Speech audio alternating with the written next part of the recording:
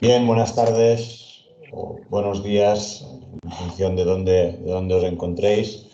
Vamos a dar inicio al el segundo webinar interno, que en este caso contamos con la presencia de Melissa Camacho Elizondo del Laboratorio Nacional de Nanotecnología, el LANOTEC, de San José, en Costa Rica. Melissa es graduada en Química por la Universidad de Costa Rica. Tiene también una maestría en Química Industrial por la misma universidad y actualmente trabaja en el LANOTEC, en el área de gestión de calidad, y colabora en el área de investigación científica de la línea de biorefinería en proyectos vinculados con residuos agroindustriales de la industria piñera de Costa Rica. Entonces, Melissa hoy nos va a hacer una presentación que se titula Nanotecnología y biorefinería en Costa Rica. Sin más, cedo la palabra a Melissa. Cuando quieras, Melissa. Okay. Muchas gracias. Voy a poner la presentación nada más. Acá.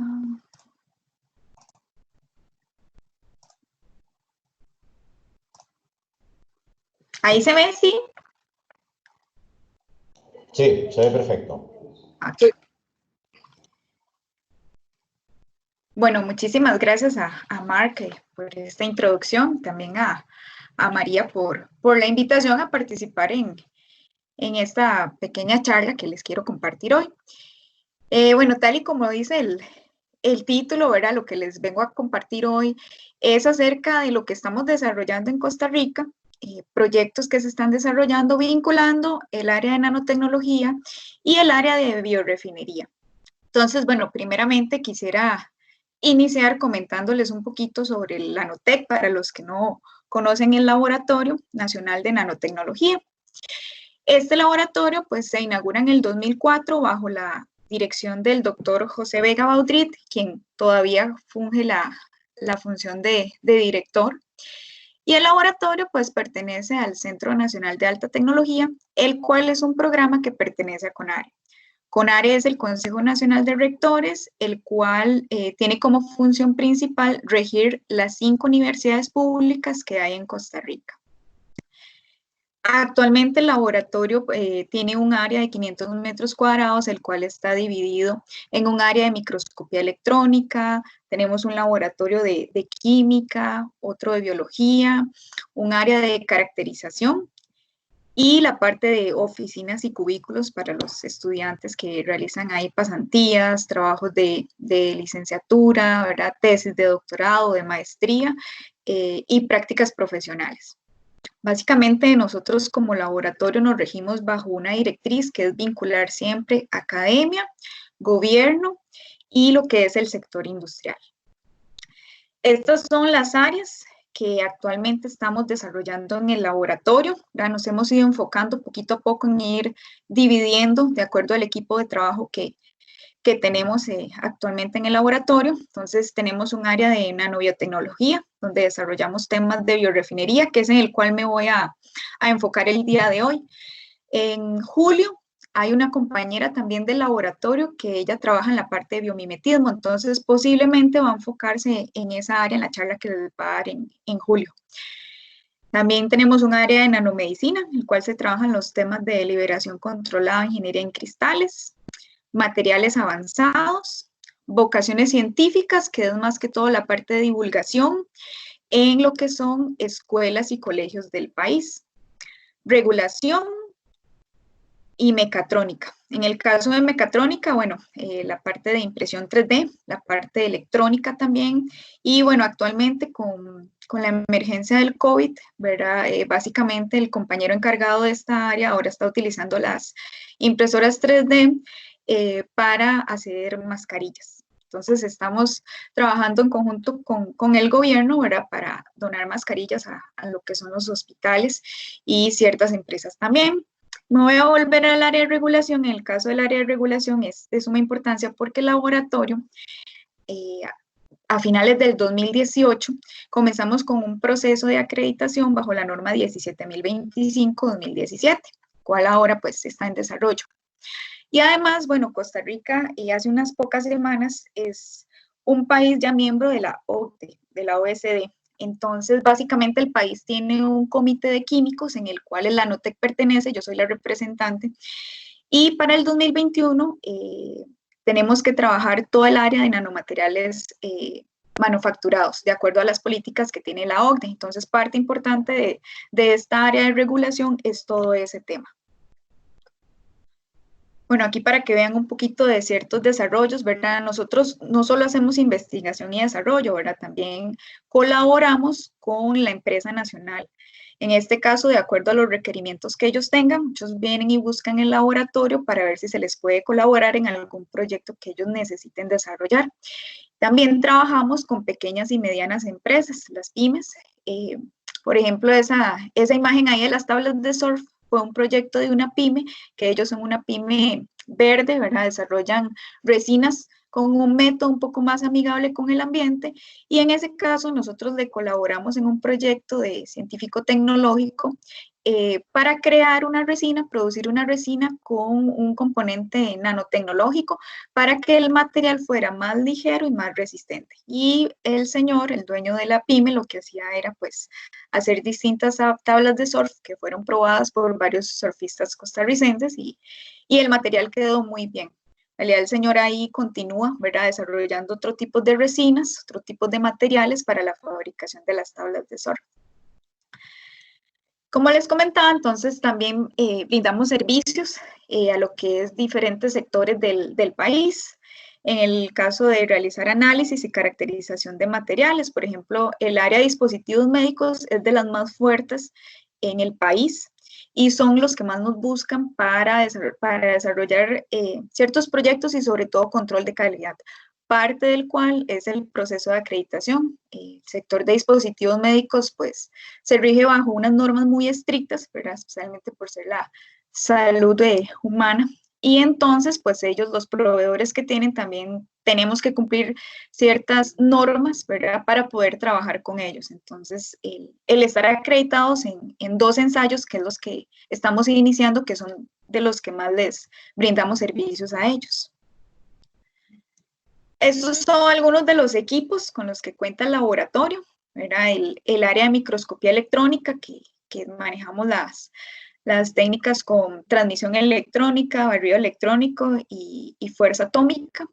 Después la parte de espectrofotometría, propiedades mecánicas de materiales, técnicas de cromatografía, gases y líquida, y la parte de impresión 3D. También pues contamos con el equipo básico, un laboratorio de química y biología, ¿verdad? Para la parte de síntesis, ¿verdad? O pretratamiento de muestras en el caso que sea necesario. Y este es nuestro equipo de trabajo. Básicamente somos un equipo multidisciplinario que poco a poco se ha ido enfocando en diferentes áreas, desde química, biología, biotecnología, mecatrónica, ingeniería en materiales. Bueno, el director, don José, que él es especialista en polímeros. Y tenemos compañeros que se han ido a sacar doctorados o postdoctorados a diferentes países y también continúan en vinculación con nosotros todavía. Bueno, eso fue como una pequeña introducción ahí del laboratorio, especialmente para que conozcan las áreas que hemos venido desarrollando poco a poco.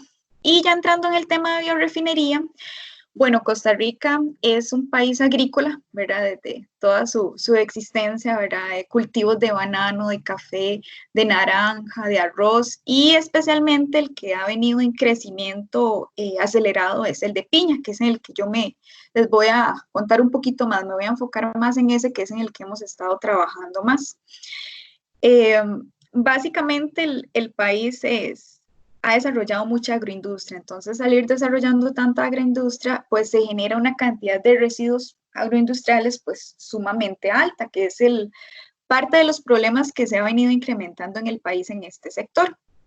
Entonces, más o menos para que tengan, perdón, ahí una idea, hasta el año pasado, 2019, Costa Rica tiene unas 45,000 hectáreas sembradas de piña. Entonces, por hectárea, aproximadamente se producen unas 300 toneladas de rastrojo húmedo, que es de los desechos agroindustriales que hay en mayor cantidad, que ese es el de mayor preocupación y el de mayor problema.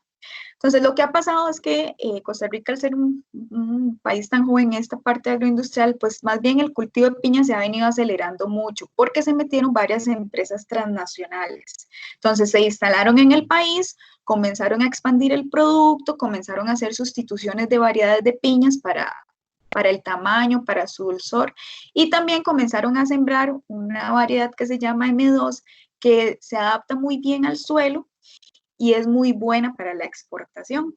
Entonces, aquí hay un mapita para que vean un poquito del país, ¿verdad? Costa Rica tiene solamente 7 provincias y básicamente 4 son las que mantienen la mayor cantidad de cultivo de piña, especialmente la región norte. La región norte es la que tenemos de límite con Nicaragua.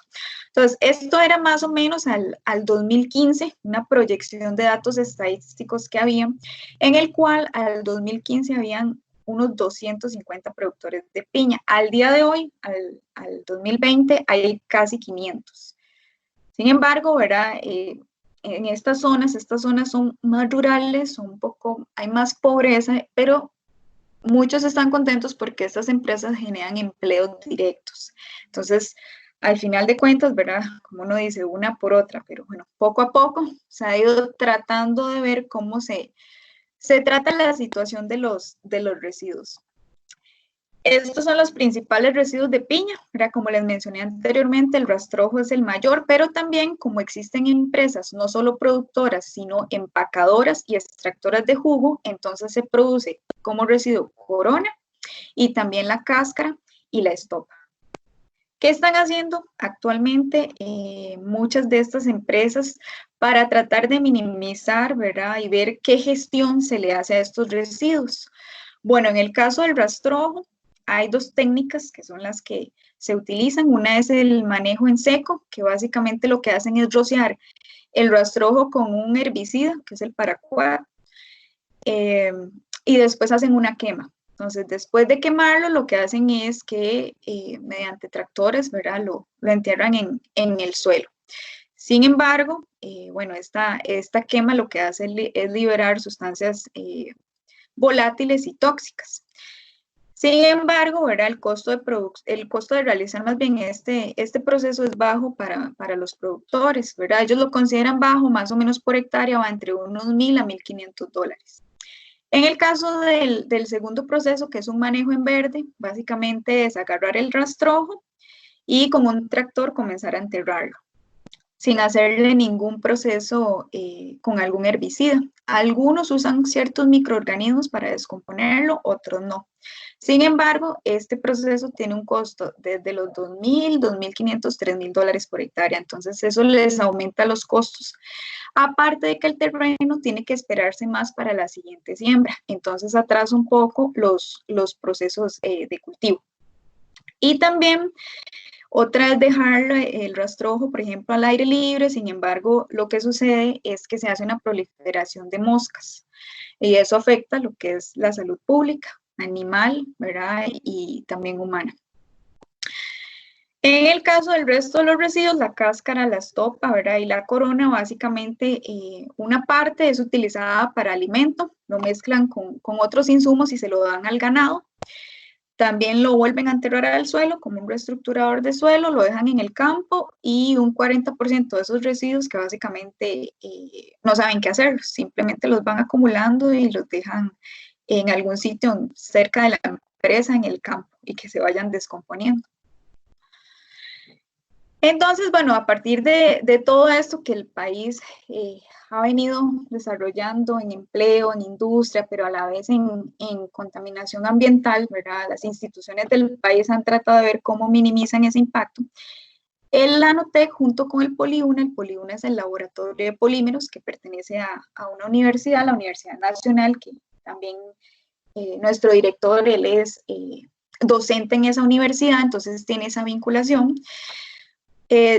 Desde hace tiempo ellos, bueno, ambas instituciones han venido vinculándose y en colaboración han venido desarrollando diferentes procesos de investigación, diferentes investigaciones, ¿verdad? En el área de biorefinería, en el área de residuos, empezando con piña.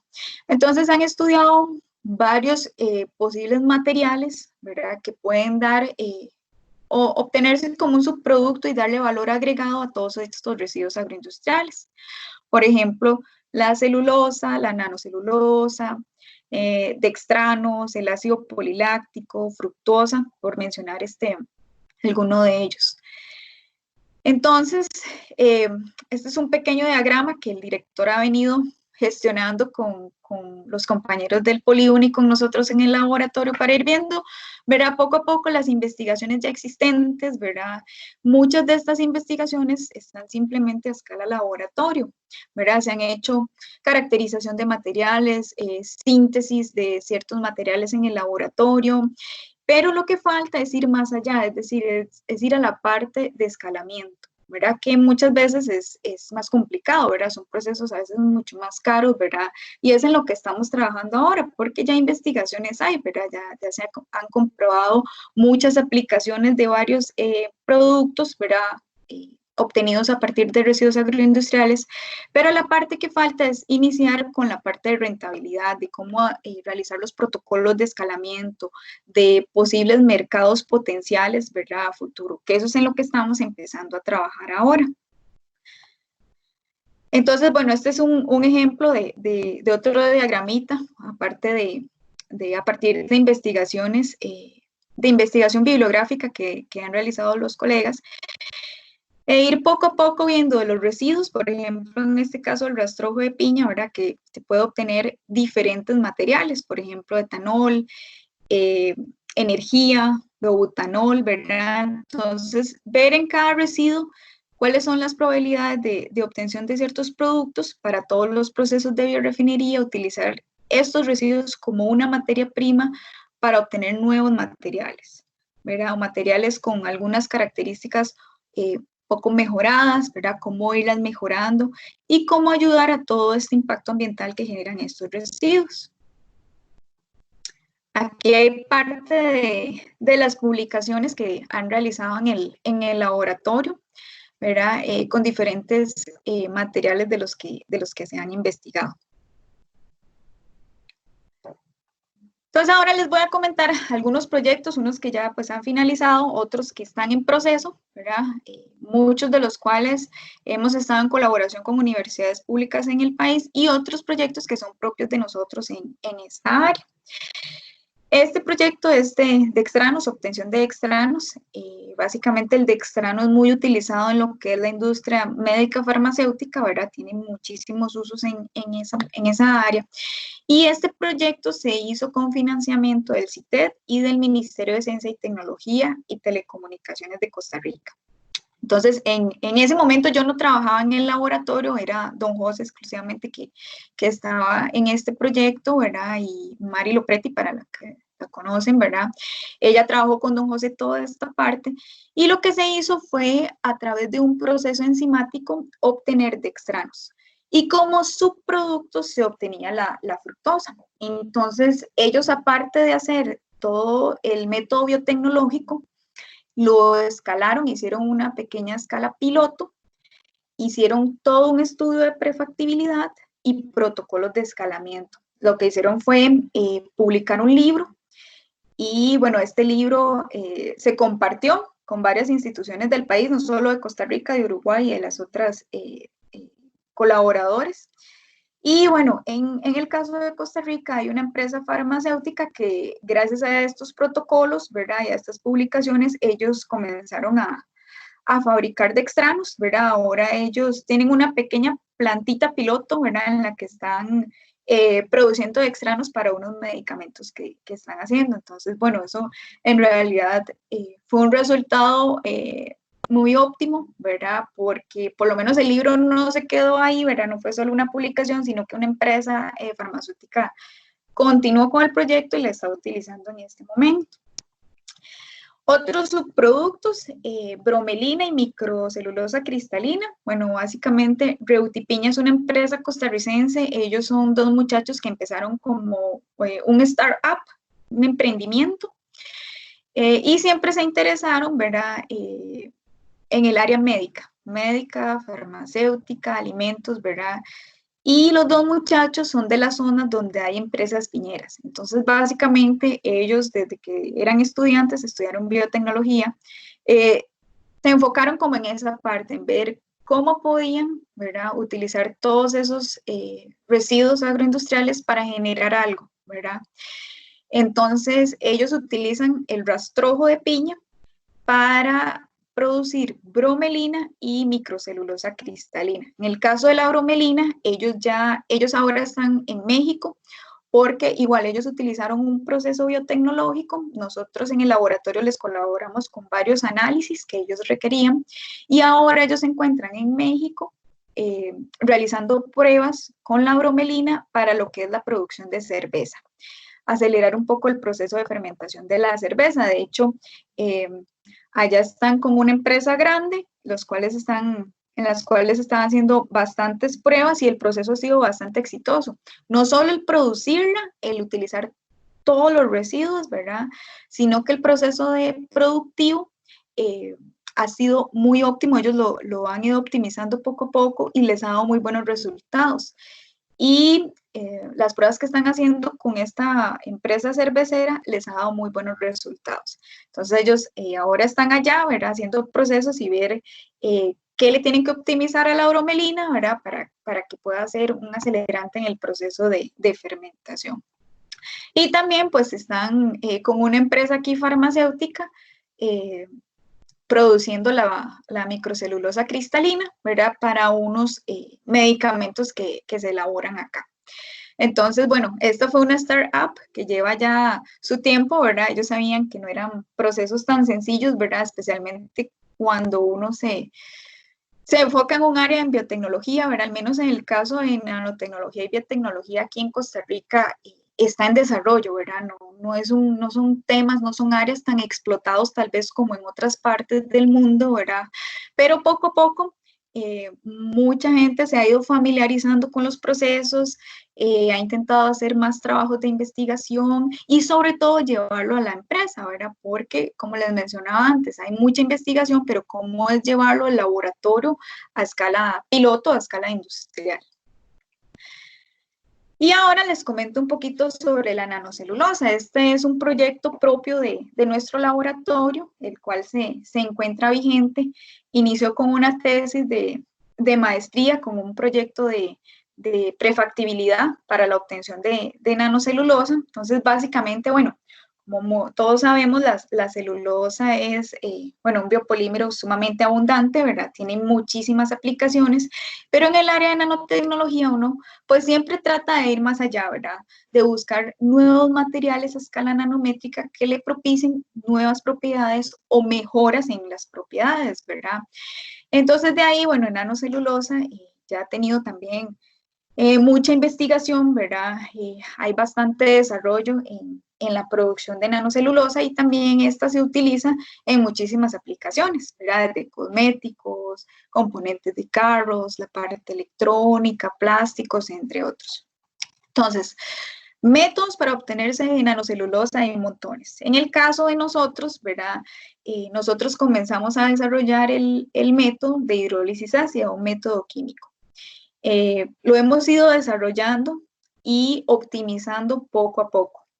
Y a la vez también comenzamos con una biosíntesis bacteriana. Entonces, simultáneamente estamos trabajando en los dos métodos. El de hidrólisis ácida ya se ha ido optimizando un poco más. Ahora se está optimizando el de biosíntesis bacteriana, ¿verdad? Poco a poco, para ir mejorándolo. Entonces, en el caso de la hidrólisis ácida, hemos obtenido nanocelulosa de rastrojo de piña, cáscara de piña y cáscara de naranja y rastrojo de caña de azúcar. En el caso de la nanocelulosa bacteriana, por el momento se ha trabajado solamente con el jugo de la cáscara de piña. Es un poquito la metodología que actualmente, ¿verdad? Se está utilizando, básicamente con la cáscara. Lo que se hace primero es toda una hidrólisis básica, le digo yo, ¿verdad? Básicamente es eliminar toda la parte de la lignina, que la lignina no la desechamos. Tenemos un compañero que está trabajando en aplicaciones de la lignina y en ciertas metodologías, ¿verdad? Para mejorar la parte productiva de la lignina. La lignina es un buen combustible, ¿verdad? Se utiliza mucho, al menos hay ciertas piñeras aquí en el país que lo que hacen con la lignina es meterla en calderas. Pero bueno, ya hay un compañero que está trabajando en esa parte, entonces tratamos de que su producto que obtengamos durante la producción, pues ver en realidad si se le podemos dar un valor agregado. Entonces, después de la deslignificación, básicamente lo que hacemos es blanquear la fibra y después se comienza con una hidrólisis ácida. Para continuar con una diálisis, ahí una purificación y después, bueno, se puede obtener ya sea de una manera tipo gel o una manera liofilizada. Lo general en el laboratorio la hemos trabajado tipo gel. Ahora les muestro más adelante unas fotografías. Aquí hay un análisis, ¿verdad? Por SEM, hemos ido poco a poco caracterizando toda la nanocelulosa que se ha producido en el laboratorio por diferentes técnicas, ¿verdad? Microscopía electrónica. Nosotros no tenemos en el laboratorio rayos X, ¿verdad? Ni tampoco difractometría para ver cristalinidad y demás, ¿verdad? Pero bueno, tenemos colaboración con ciertas universidades públicas que sí tienen esos equipos y entonces por colaboración nos están ayudando con toda la parte de caracterización. Esta es una fotografía de análisis por barrido electrónico y acá podemos ver un poquito, ¿verdad? En la fotografía de ahí lo que se ha ido es minimizando un poco el tamaño, ¿verdad? Y amplificando. Se puede ver, esta es obtenida por el método químico, nanocelulosa por método químico, entonces ahí se ve un poquito más las fibras ahí como entretejidas, ¿verdad? Todavía hay como mucha aglomeración ahí, pero poquito a poco, ¿verdad? Con la optimización del método hemos ido mejorando un poquito también la parte de caracterización. Esta es de cáscara de piña. Y esta otra, también por microscopía electrónica de barrido, es de cáscara de naranja. Esta sí se puede apreciar mucho más, digamos, los entretejidos ahí de las fibras, ¿verdad? De la nanocelulosa. Y aquí, bueno, una fotografía con el microscopio de fuerza atómica. Esta también es de la cáscara obtenida de la cáscara de naranja. Parte de la optimización que se ha hecho en el método ha sido en la hidrólisis ácida, cuando se utiliza el ácido sulfúrico. Entonces, lo que se ha ido haciendo es los tiempos en los que se deja el ácido sulfúrico, los tiempos en que dura la hidrólisis. Entonces, básicamente una compañera ha ido trabajando en esta parte de ir viendo cómo entre más tiempo de hidrólisis, el tamaño de la fibra comienza a disminuir para llegar como a la hidrólisis más optimizada en el método donde se puede obtener, digamos, la fibra de tamaño más nano. En el caso, bueno, de la producción de celulosa bacteriana, bueno, se ha utilizado por el momento como un inductor el jugo de la cáscara de piña, ¿verdad? Aquí la compañera que es la encargada de biotecnología es la que trabaja en esta área y bueno, ha tenido buenos resultados. Hay igual un análisis por SEM, ¿verdad? Las fibras se ven un poquito mejor tal vez que en la de cáscara de piña, ¿verdad? El método sí es un poco diferente, tal vez el método biotecnológico sí ha sido un poquito más largo, ¿verdad? En ciertas horas de espera, ¿verdad? De las bacterias que utilizan y demás, pero bueno, ahí poco a poco se está optimizando este método. Parte de lo que se ha obtenido durante el proceso de producción de nanocelulosa, aparte de la lignina, que ya se está también tratando de aprovechar, ha sido esta sílica, ¿verdad? Sílica biogénica, ¿verdad? En el proceso de deslignificación, básicamente, conforme íbamos avanzando, se veía un residuo como color café que quedaba, ¿verdad? Que no era parte de la celulosa. Y entonces se comenzó a investigar a ver qué era. Entonces resulta que eran ciertos micropartículas de un tamaño de 5 a 10 micrómetros, básicamente, que es sílica. En este momento, bueno, ahí está, para acá. Esta es la forma que tiene la sílica, ¿verdad? Que obtenemos durante el proceso de extracción de la celulosa. Es como un tipo de roseta, le llamamos así, ¿verdad? Y ahora, ¿verdad? Básicamente lo que estamos haciendo es terminando de caracterizarla para las aplicaciones. Entonces, básicamente igual, ¿verdad? Se está optimizando la parte de deslignificación, la parte básica con la parte ácida, para ver cómo se comportan estas partículas. Una de las aplicaciones que en realidad estamos trabajando con una empresa de agroindustria, al ser sílica, es para la parte de biofertilizantes. Entonces, la sílica es componente bueno para el suelo, ¿verdad? Según nos decían unos ingenieros agrónomos, y es una empresa que produce biofertilizantes. Entonces estamos viendo cómo introducir estas rosetas, ¿verdad? En esa formulación del biofertilizante para iniciar a probarlos. ¿En qué más estamos utilizando la nanocelulosa? Bueno, básicamente cuando ya la obtuvimos en el laboratorio, nosotros dijimos, bueno, deberíamos empezar a hacer también el estudio de prefactibilidad, ver ya costos en realidad, si se quisiera hacer a una escala piloto, ¿verdad? Semipiloto, y empezar a ver las aplicaciones que tenía nuestra nanocelulosa, en qué posibles proyectos se podía vincular, ¿verdad? Y entonces comenzamos con una de las universidades, que es el Instituto Tecnológico Costa Rica. Ellos nos colaboran en prestarnos el equipo de difracción. Entonces, básicamente, hay un ingeniero en materiales que él trabaja con biomateriales, materiales biocompatibles. Entonces, comenzamos un proyecto el año pasado en el cual tomamos la nanocelulosa, básicamente, y a través de una deposición electroforética se hicieron distintas multicapas con otros recubrimientos como alginato y quitosano, ¿verdad? Entonces hicimos recubrimientos multicapas para colocarlos sobre un biomaterial. Uno fue titanio y otro fue acero. Entonces, Melissa, actualmente, sí. Perdona que te interrumpa. La presentación ha desaparecido. No sé si hay un problema con la... Déjame ver. A ver. Vamos a ver. A ver. Vamos a ver en cualidad.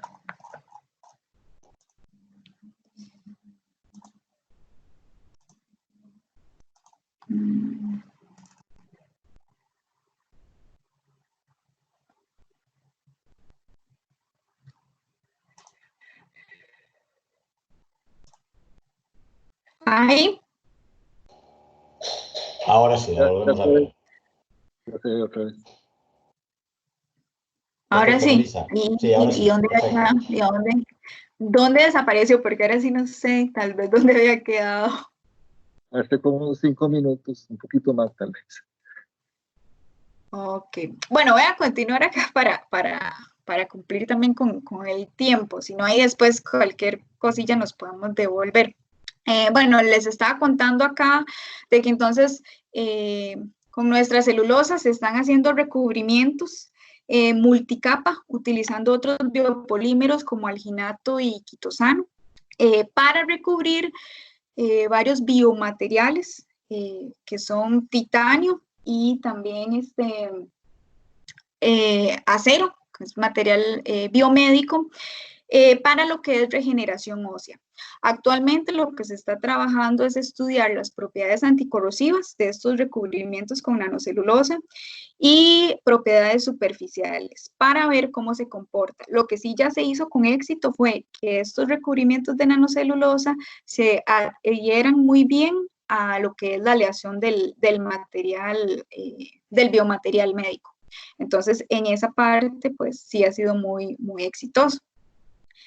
Y otra de las aplicaciones que también iniciamos trabajando con nuestra nanocelulosa fue el uso de ella en mezclas para materiales de construcción. Entonces, esta empezó con un muchacho de ingeniería civil, ¿verdad? Que básicamente lo que se hace es en las mezclas de concreto que se hacen, normalmente se le agregó nanocelulosa como un material de relleno para poder ver variaciones en las propiedades de resistencia a la tensión y resistencia a la compresión. Entonces, básicamente, en la imagen de la izquierda, ahí, bueno, esos son, digamos, los bloquecitos, las muestras que el muchacho hizo, que el ingeniero hizo con el concreto y nanocelulosa como un aditivo. Al lado derecho es el tipo de nanocelulosa que obtuvimos en el laboratorio. Lo hicimos a partir de rastrojo de piña. Entonces, lo café que se ve ahí es de la parte que les hablaba de la sílica, ¿verdad?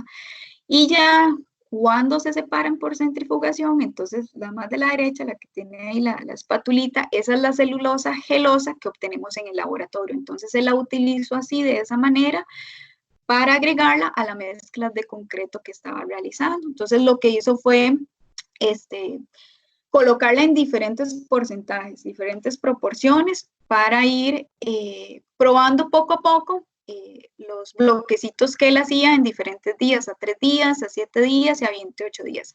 Entonces lo colocaba después del secado en esas máquinas, ¿verdad? Para comprimir el bloquecito.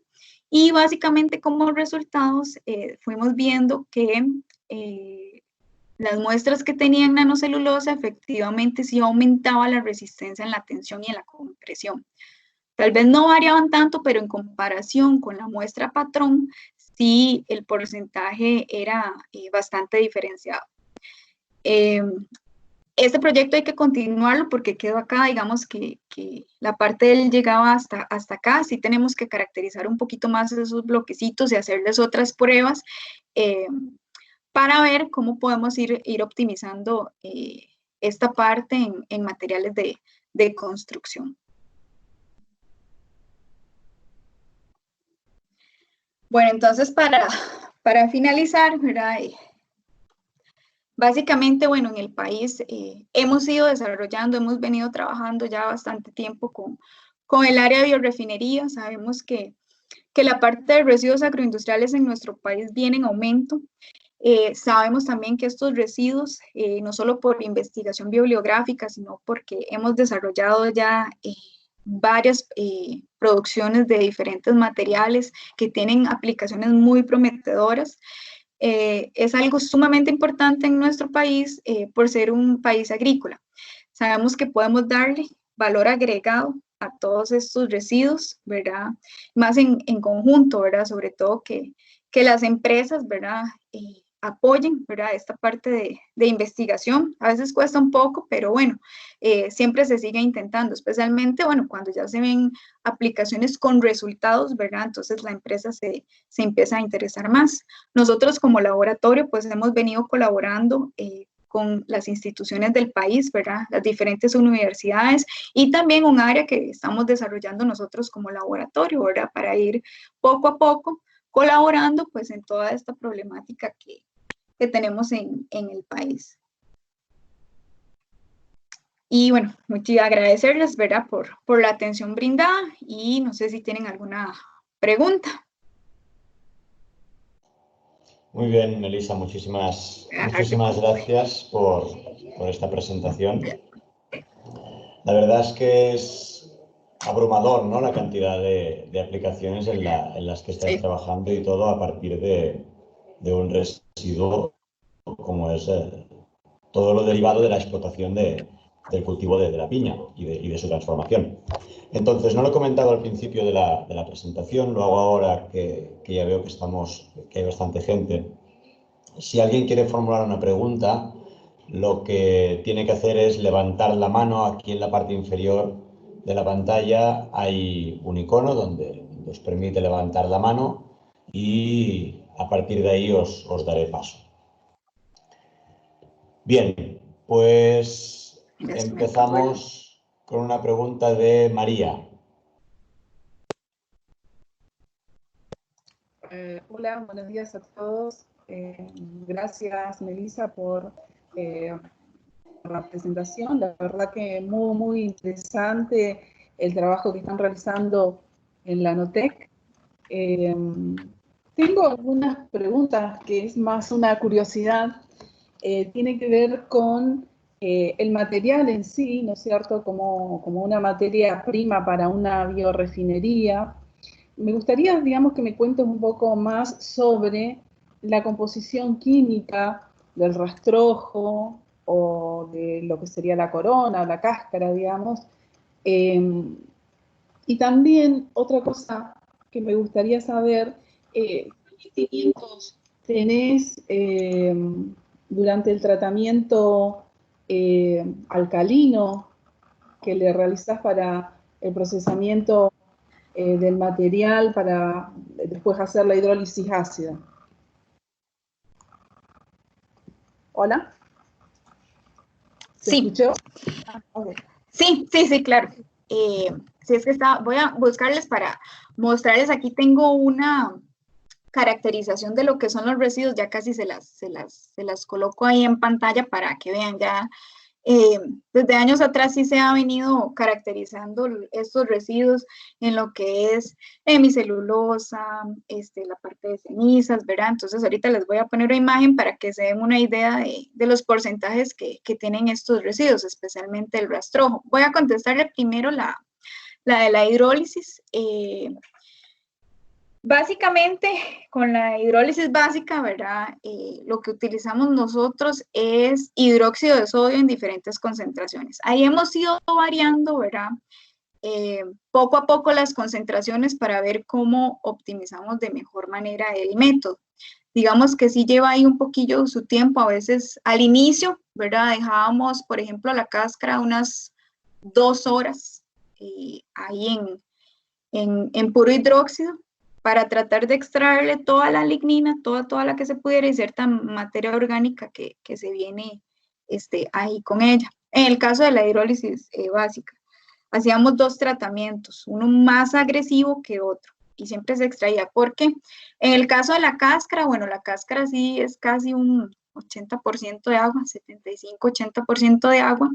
Entonces, digamos, a veces tal vez utilizábamos 1 kilo de cáscara, y al ir pasando por las diferentes etapas, especialmente la hidrólisis básica, disminuye un montón, ¿verdad? Disminuye un montón en lo que es la cantidad, ¿verdad? Voy a buscarle por acá. A ver.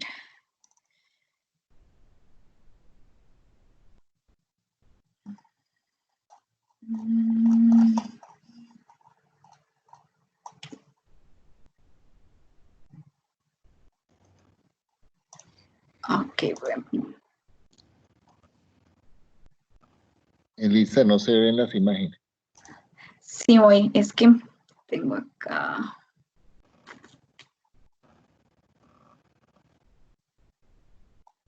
Bueno, no hay problema. Si no lo tenés a mano, después me pasás, digamos. Sí, porque de hecho sí, bueno, don José ahora que está ahí, él prácticamente ha empezado desde hace ya tiempo, ¿verdad? Que se ha hecho la caracterización de toda la materia prima, desde rastrojo se ha caracterizado también las hojas y la corona.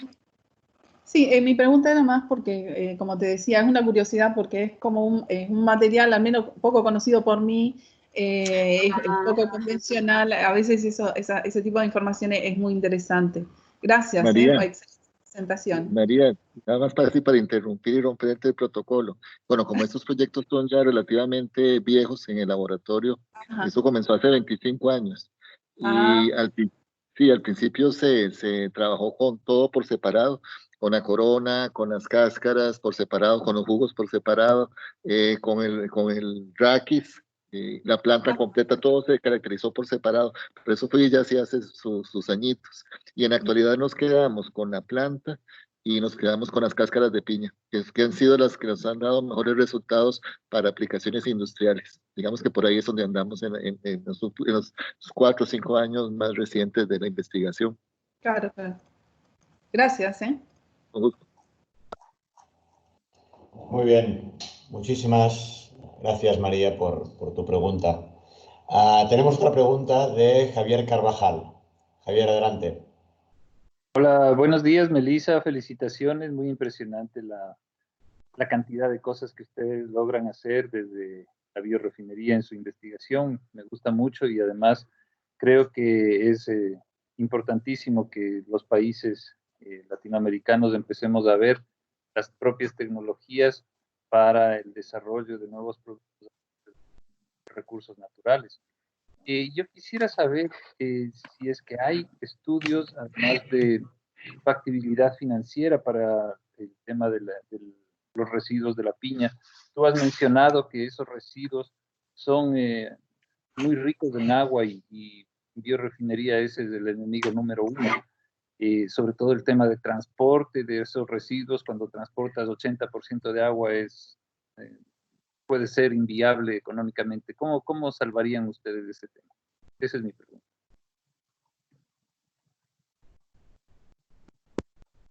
Bueno, nosotros hicimos un estudio de prefactibilidad, básicamente. Cuando iniciamos con todo esto de la nanocelulosa, hicimos un primer estudio de prefactibilidad, por eso mismo, porque, bueno, cuando uno ve, por ejemplo, los camiones trasladando esa cantidad por ejemplo, de cáscara, ¿verdad? Y todo el lixiviado que va tirando en la carretera, ¿verdad? Todos esos líquidos que van ahí en carretera y esos olores, pues no es lo más viable. Entonces, cuando hicimos el estudio de prefactibilidad, fuimos a ciertas piñeras, entonces, diferentes zonas del país, ¿verdad? Con esta investigación y, digamos, parte de lo que nosotros encontramos que nos decían los empresarios era que básicamente en la mayoría de las piñeras que hay aquí en el país, como los terrenos son tan grandes, hay ciertos sitios donde en caso de que empezara a desarrollar plantas pilotos y demás, se instalarían en la misma empresa. Entonces, a esa empresa que fuimos en una zona en el Caribe, básicamente ellos hasta nos enseñaron el sitio, ¿verdad? Donde ellos, ¿verdad?, colaborarían para montar una planta semipiloto, porque ellos, ¿verdad?, a través de diferentes líneas que ellos tienen, por ejemplo, esta era una empresa que ellos lo que hacen es exportar la piña sin corona, entonces, por ejemplo, ya una máquina que corta las coronas la tira por una línea y ya va a un sitio donde ellos tienen sus residuos de corona, entonces de ahí pasarían directamente a la otra zona donde se instalaría una planta piloto. Entonces, esa sería como la forma, porque estar trasladando, digamos, por las reglas del Ministerio de Salud que hay aquí en el país, no es lo recomendable, ¿verdad? Aparte, como usted dice, ¿verdad? Es peso, el agua, todos los lixiviados que se estarían arrojando en carretera. Entonces, sería, y lo que hemos visto nosotros, y de hecho los empresarios es lo que nos han dicho, ¿verdad? Es instalarlo en la misma planta productora. Muchas gracias. Con gusto. Muy bien, Melissa. Veo que no hay ninguna pregunta más. Yo sí que tengo una pregunta. El sector primario suele ser el que más castigado está, como mínimo aquí en España. Supongo que sucede lo mismo en el resto de países. Entonces, ellos son los que están facilitando este recurso, que para ellos es un residuo. Entonces, ¿hay alguna estrategia política para favorecer que el sector primario pueda proveer de estos recursos que, en definitiva, son residuos para el sector secundario, es decir, el sector industrial? Y, de otra parte, el rendimiento económico comparativamente que puede sacar el sector primario es sustancial de estas actividades. Sí, bueno, aquí en Costa Rica está la Cámara de Productores y Exportadores de Piña. Entonces, básicamente, nosotros cuando hicimos este primer estudio de prefactibilidad, bueno, aparte de ir a ciertas empresas piñeras, también nos dirigimos a ellos, porque es, como usted dice, ¿verdad? Nosotros lo vemos como un residuo que le podemos dar un valor agregado. Muchos empresarios lo que dicen es, no, nosotros se lo vendemos, ¿porque se lo vamos a dar si en realidad le podemos sacar negocio? ¿Verdad? Algunos empresarios, otros en realidad, al verlo como una problemática, ¿verdad? Porque tal vez no saben qué hacer con los residuos, a través de esta cámara, ellos, cuando nosotros fuimos a hacer pruebas allá, ellos nos decían, no, para nosotros sería un gran beneficio porque como no sabemos qué hacer con esto y dárselo a ustedes como parte de, vamos a ver, por decirlo así, de un, no solo beneficio para nosotros, sino un aporte a la parte ambiental de nuestro país. Porque, si bien como usted dice, ¿verdad? Ellos, la parte del Ministerio de Salud acá, ¿verdad? Y otras instituciones siempre se van sobre ellos, ¿verdad? Porque generan mucha contaminación y ellos tienen que ver cómo lo resuelven o cómo tratan de resolverlo. Al menos con las piñeras que nosotros tuvimos contacto, ellos sí nos decían, para nosotros, que ustedes se lleven estos residuos y lo conviertan en algo más, es un beneficio y una responsabilidad social y ambiental que nosotros tenemos con ustedes. Además, la vinculación de gobierno, academia y empresa. Para ellos, en realidad, dar el residuo es algo muy beneficioso. Nosotros decíamos, bueno, igual, digamos, ¿cuánto, si no, cobrarían, ¿verdad? Y para ustedes, ¿qué valor tiene ese residuo, ¿verdad? Y para nosotros saber, porque al final, los números cuentan y si tuviéramos que hacer todo el estudio, tendríamos que ponerle un valor al residuo, ¿verdad? Entonces, algunos como que no se atreven a dar un valor porque en realidad decían, no, nosotros lo que nos queremos es deshacer de esto. En realidad nos decían, ya nosotros tenemos en nuestras empresas instalado las líneas, ¿verdad? De a dónde va la cáscara, de a dónde va la corona y de a dónde va la pulpa. A veces en algunas empresas va todo revuelto, pero en algunas ellos sí tienen separados sus subproductos, ¿verdad? Sus desechos, ¿verdad? Y entonces para ellos, mientras más rápido deshacerse de los residuos, pues mejor para ellos. Entonces, la Cámara nos decía que en realidad ellos no tienen cómo cobrar eso porque en realidad más bien es beneficio para ellos, ¿verdad? Sobre todo en la parte ambiental, que vea que se colabora con la academia, que se colabora con el gobierno y está haciéndose algo en pro del país, de la parte ambiental. Muy bien, muchas gracias. Tenemos un par de preguntas más. Tenemos a Daisy Guzmán. Daisy, adelante. Buenos días, ¿me escuchan? Sí, buenos días. Buenos días, ¿cómo estás, Melissa? Más que todo es sobre la metodología. Sabemos que la piña es bastante dulce o tiene azúcares, y los azúcares estos han sido algún problema en el proceso de obtención de la nanocelulosa. ¿Le han dado algún pretratamiento, lavado o algo a la materia prima? Sí, digamos, por ejemplo, cuando nosotros, la cáscara, ¿verdad? Que ya que hemos trabajado con la cáscara o con el rastrojo, que nos llega ya triturado, hay muchas piñeras que nos lo envían ya bien extraído, digámosle, lo pasan por una máquina y le tratan de extraer la mayor cantidad de jugo. Si no, entonces nosotros sí le hacemos como un prelavado, con agua lo secamos, ¿verdad? Un poco. Y en el caso, digamos, cuando hacemos la deslimificación, ¿verdad? Con el hidróxido de sodio, en esa parte es ahí donde se extraen todos los azúcares. Ahora, por el momento, ¿verdad? Yo les mencioné ahí, hay un compañero que está trabajando con esta parte de la lignina. Entonces, ese es, digámosle, como otro proyecto aparte, ¿verdad? En el cual se le está dando todo un tratamiento, ¿verdad? Para ver qué aplicaciones se le puede dar, cómo extraer la lignina, si hay algún otro subproducto por ahí, azúcar y demás. Entonces, en el caso de la nanocelulosa, cuando nosotros hacemos la parte del hidróxido, ahí se extrae todo el azúcar y toda la lignina, todo se va ahí. Entonces ya después viene el proceso de blanqueamiento, pero en esa parte básica es sumamente importante para extraerle todos esos azúcares y lignina. ¿Y eso sucede también con la parte cuando trabajan con el jugo? Bueno, con el jugo se hacen unas clarificaciones, ¿verdad? Ahí, por ejemplo, la bromelina se puede extraer se extrae del jugo de piña. Entonces ahí se usa otro proceso que es por una diálisis y una clarificación del jugo.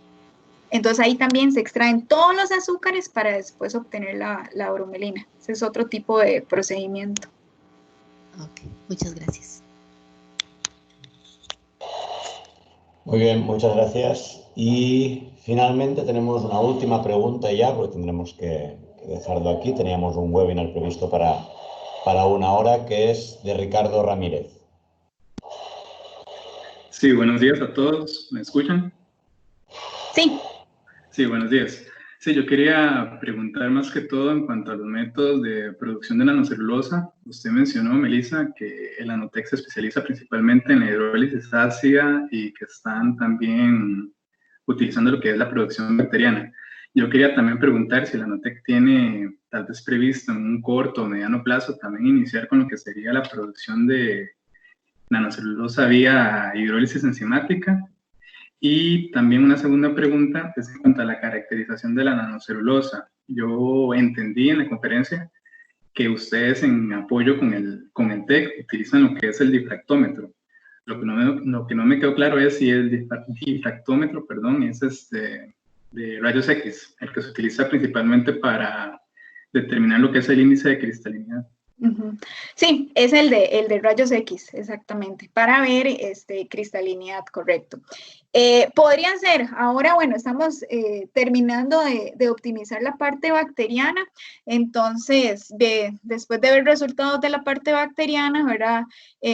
Podría ser, ¿verdad? De ahí también con sugerencia del director y apoyo del director, si hacemos la producción enzimática de nanocelulosa. Como tenemos también el área de biotecnología, entonces esa es la idea, ¿verdad? Ya tenemos la química y siempre pensando en ir pues hacia la parte más bio, podría ser que después continuemos con la parte de enzimas.